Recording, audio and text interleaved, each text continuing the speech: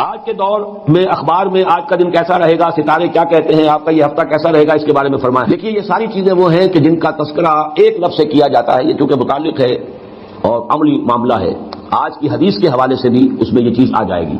ان کو کہا جاتا ہے آکلٹ سائنسز۔ ایک سائنسز ہیں جو بالکل واضح ہیں، فزکس ہے، کیمسٹری ہے، جیولوجی ہے، فلاں ہے، بایولوجی ہے، یہ کھلم کھلا صاف حواس خمسہ کے ذریعے سے ان کا علم حاصل کیا گیا ہے۔ پھر یہ کہ انٹلیکٹ کے ذریعے سے، پاور آف ریزننگ کے ذریعے سے انفرنس ہوتا ہے، نتیجہ نکالا جاتا ہے، پھر ایکسپیریمنٹیشن کے ذریعے سے پھر اس کی ویریفیکیشن ہوتی ہے۔ یہ علم ہے، یہ سائنس ایک آکلٹ سائنس ہے، یہ ہاتھ کی پامسٹری ہے، آکلٹ سائنس شمار ہوتی ہے، یہ سائنس نہیں ہے۔ لیکن یہ کہ یہ ایک طرح سے انہیں کہہ دیا گیا کہ ہاں ان میں بھی کچھ ہے، کوئی حقیقت ہے۔ اسی طرح نجوم، ستارہ شناسی ہے، آپ پیدا کب ہوئے تھے، وہ جو ہے سائنس آف نمبرز وغیرہ وغیرہ، ان سب کو ایک لفظ میں جمع کر لیجئے آکلٹ سائنسز۔ دوسری بات یہ جان لیجئے ان میں کچھ نہ کچھ حقیقت ہے، اس لیے کہ اس کائنات کی جو تخلیق ہے جو اللہ نے کی ہے، یہ چیزیں آپس میں بڑی مربوط ہیں۔ آخر کوئی وجہ ہے کہ میرے انگوٹھے کا نشان کچھ اور ہے، آپ کا کچھ اور ہے، تو ایک نہیں ہے، اور پھر یہ بدل بھی جاتے ہیں۔ کیریکٹر کی ٹرانسفارمیشن اگر ہوتی ہے ذرا تو یہ لکیریں بدلتی ہیں، تو یہ کوئی انڈیکس ہے۔ اب دیکھیے جیسے میں اب آخری مثال دے دوں، سحر حق ہے، جادو ہو سکتا ہے، جادو ہے، حقیقت ہے جادو، لیکن جادو کرنا جائز نہیں ہے۔ ایک چیز کا ہونا اور شے ہے، اس کا جائز ہونا اور شے ہے۔ شراب ہے، اس میں سرور ہے، اس میں کوئی تھوڑا سا نفع بھی ہے، قرآن مجید خود کہتا ہے کہ اس میں کوئی اسم کا پہلو بھی ہے، نفع کا پہلو بھی ہے۔ اسم ہما اکبر من نفعہما، شراب اور جوئے کا جو گناہ کا پہلو ہے وہ زیادہ بڑا ہے نفع کے پہلو کی نسبت، لیکن حرام ہے، تو ہم تو اس حکم کو لیں گے کہ حرام ہے۔ اسی طرح جادو حق ہے لیکن حرام ہے۔ اسی طرح یہ چیزیں ان میں کچھ نہ کچھ حقیقت ہے، لیکن حضور نے فرمایا، یہ حدیث اب سن لیجئے، جس شخص نے نجومی کی کہی ہوئی بات کو مان لیا، حق سمجھا، اس نے اس شے کی نفی کی جو میں لے کر آیا ہوں۔ میں لے کر آیا ہوں قرآن، میں لے کر آیا ہوں ہدایت، میں لے کر آیا ہوں وہ احکام جو اللہ نے مجھے دیے ہیں تمہارے لیے، تم ان کے پیچھے لگو، ان کو اپنا امام بناؤ، انہی کو سمجھو، انہی کو دل میں جگہ دو، انہی کو دماغ میں بٹھاؤ، باقی یہ اشیاء جو ہے ان کی طرف توجہ نہ کرو۔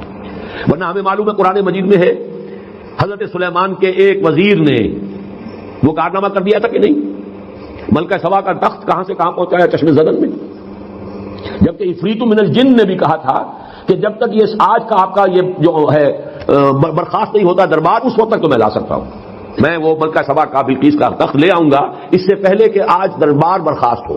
لیکن جو ایک صاحب کتاب کا علم کو تھا، کون سا علم تھا وہ علم قرآن کا، حدیث کا تو نہیں، کوئی اور علم تھا، لیکن اس نے کیا کیا، من قبل ان یرتد الیک طرف، اس سے پہلے کہ آپ کی نگاہ جو ہے واپس آئے، میں لا دیتا ہوں، اور سامنے موجود تھا وہ۔ لیکن کیا یہ علم حضور نے ہمیں سکھایا؟ کیا صحابہ کو سکھایا؟ کیا ابو بکر کو یہ معجزے سکھائے؟ کیا حضرت عمر کو سکھائے؟ وہاں تو یہ کہا بھائی اللہ کی راہ میں جاؤ، جنگ کرو، محنتیں کرو، جد و جہد کرو، کوشش کرو، اسی عالم واقعات کے مطابق جد و جہد کر کے کام کرنا ہے، یہ چیزیں نہیں سکھائی۔ تو انہی کے کھاتے میں رکھ لیجئے ان تمام چیزوں کو کہ یہ چیزیں بالکل حقیقت سے خالی نہیں ہے، ان کے اندر کچھ حقیقت ہے۔ اور آج میں نے ابھی چونکہ اس موضوع پر ایک مذاکرہ حال ہی میں ہوا تھا گورنمنٹ کالج لاہور میں، اس میں بہت بڑے جو ہمارے ہاں کے پامسٹ ہیں مسٹر ایم اے ملک، وہ بھی آئے ہوئے تھے، ان سے زندگی میں پہلی ملاقات وہاں ہوئی، اور اشفاق صاحب بھی تھے، اشفاق احمد تلقین شاہ صاحب، وہاں گفتگو ہوئی۔ تو میں نے کہا کہ آج کی دنیا میں تو یہ شے ہمیں اتنی معلوم ہے، جینز کے اندر سب کچھ لکھا ہوا ہے، تو اگر ہاتھ کے انگوٹھے میں لکھا ہوا تو کون سی بڑی بات ہے، یہ تو بہت بڑی شے ہے۔ ہر سیل کے اندر جو اس کے اندر جو نیوکلیس کے اندر جینز ہیں، اس میں ہر شے موجود ہے، آپ کی پوری ہستی موجود ہے، آپ کا پورا وجود موجود ہے۔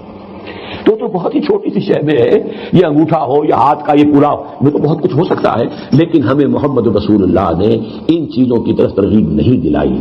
ہمیں رکھا ہے کتاب اللہ پڑھو اور سمجھو، میری سنت پر عمل کرو، اور جو دنیا میں جو مادی وسائل و ذرائع ہیں ان کو تسخیر کرو، انہیں استعمال کرو، توکل اللہ پر رکھتے ہوئے بھرپور، اعدوا لہم ما استطعتم۔ یہ نہیں کہ بیٹھ کر تم اپنی وہ تپسیاں کر کے روحانی قوت اتنی تیار کر لو کہ بس ایک تھوک مارو اور پوری کا پورا اس کا لشکر کفار ختم ہو جائے۔ That was not the way of Muhammad صلی اللہ علیہ وسلم، ورنہ وہ پھونک مارنے کی طاقت سب سے بڑھ کر تو حضور میں ہونی چاہیے تھی، لیکن نہیں، آپ کے بھی دندان مبارک شہید ہوئے ہیں، آپ کے بھی انتہائی محبوب چچا، خالہ زاد بھائی چچا اور دودھ شریک بھائی اور ساتھ کے کھیلے ہوئے ہمجولی اسد اللہ و اسد رسول ہی وہ شہید ہوئے ہیں، اور ان کی لاش آپ کی نگاہوں کے سامنے آئی ہے۔